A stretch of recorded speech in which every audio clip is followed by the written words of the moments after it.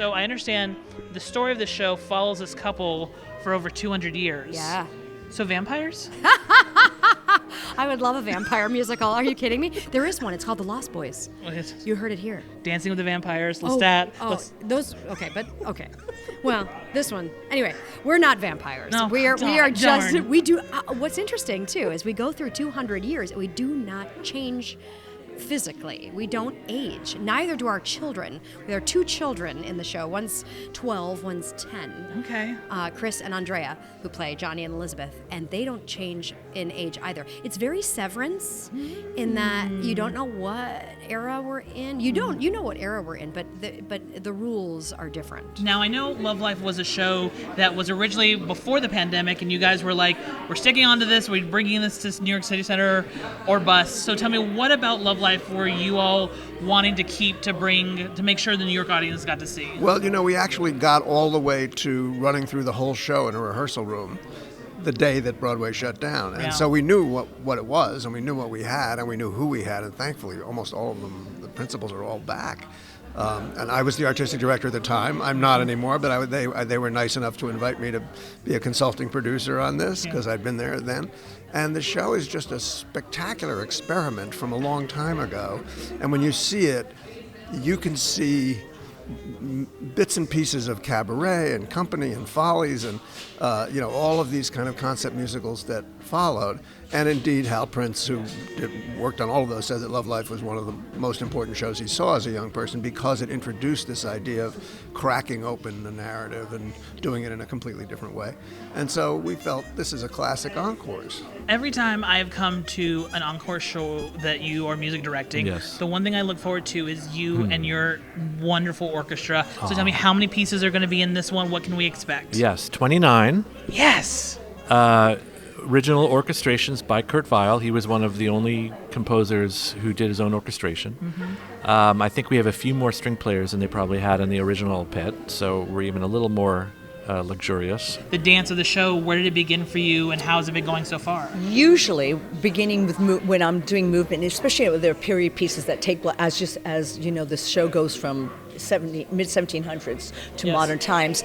I look at photographs. I search or Google, as the kids say, the internet, and look for images of the times. And I look for how people dressed, how people looked, how people postures, and that's what inspires my movement. I don't know if a lot of our audience knows, but I mean, you went to school for directing, so like this, so everyone's like, wait, who's this actress who's deciding to direct? But like, this is your bread, and you have this in your back pocket. Well, I don't know how. I mean, it's hard to find. It may be in there somewhere.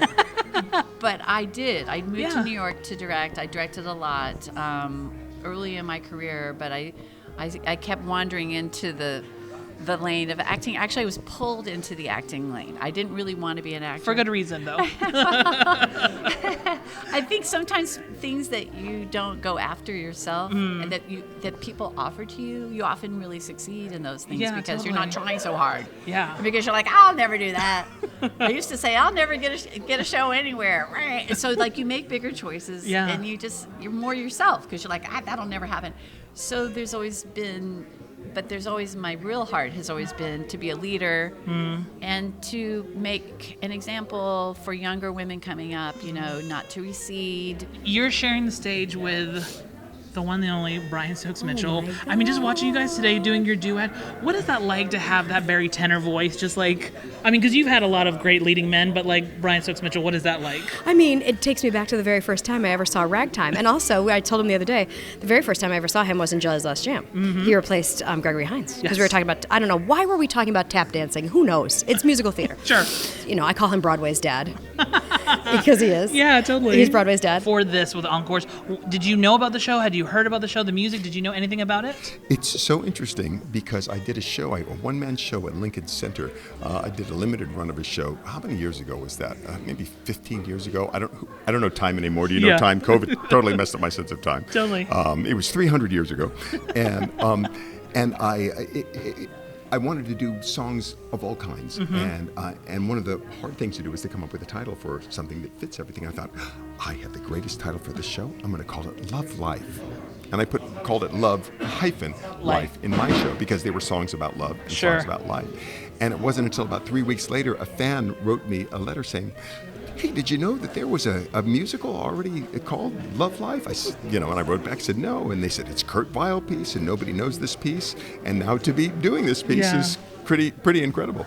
It is like the best dream I've ever had in my life. Like, it's just every day I want to melt in the floor because I'm just like, I hear Stokes sing and I'm just like, oh my gosh, I'm in the same room and breathing the same oxygen, and Victoria's up there just like, it just makes the space so welcoming and encouraging to just do your best work. And then she gets up and just like, you're like, oh my gosh, yes, show me how it's done. Thank you, yes.